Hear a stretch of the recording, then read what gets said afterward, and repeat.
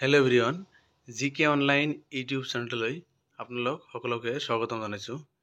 ভিডিঅ'টোত আমি আগন্তুক অসম নিযুক্তি পৰীক্ষা যেনে আসাম পুলিচ, টেট, এডিআৰই এইবিলাকত আহিবলগীয়া কেইটামান গুৰুত্বপূৰ্ণ MCQ আলোচনা কৰিম। ভিডিঅ'টোৰ প্ৰথম প্ৰশ্নটো হৈছে আন্তঃৰাষ্ট্ৰীয় মহিলা দিৱস কেতিয়া পালন কৰা হয়? ইয়াৰ শুদ্ধ উত্তৰ হৈছে অপশ্যন এ 8 মাৰ্চ। বিশ্ব স্বাস্থ্য সংস্থাৰ মুখ্য কাৰ্যালয় ক'ত অৱস্থিত?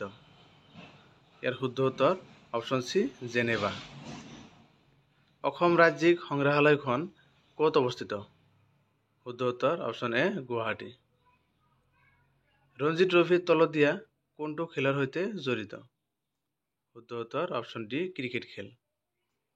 পৃথিৱীৰ আটাইতকৈ ডাঙৰ সাগৰীয় দ্বীপ কোনটো? শুদ্ধ উত্তৰ option B Greenland. Bharat Ratna গ্ৰহণ কৰা প্ৰথম ভাৰতীয় মহিলাগৰাকীৰ নাম কি? শুদ্ধ উত্তৰ হৈছে অপশ্যন এ ইন্দিৰা গান্ধী।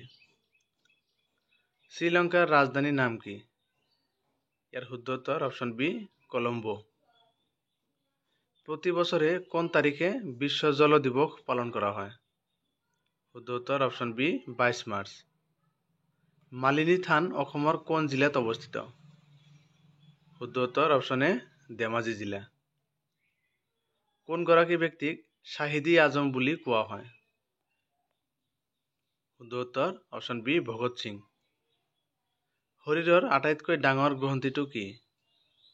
শুদ্ধ উত্তৰ অপশ্যন বি যকৃত। বিশ্ব শান্তি দিৱস কেতিয়া পালন কৰা হয়? শুদ্ধ উত্তৰ অপশ্যন বি 25 অক্টোবৰ। কোনখন বৰাক নদীৰ উত্তৰ পাৰৰ উপনৈ? শুদ্ধ উত্তৰ অপশ্যন বি মধুৰা। ফিডে শব্দটো কি খেলৰ সৈতে জড়িত? ইয়াৰ শুদ্ধ উত্তৰ অপশ্যন এ দবা খেল। ইউৰো 2024 ফাইনেলত কোনে জয়লাভ কৰে? শুদ্ধ উত্তৰ অপশ্যন চি স্পেইন।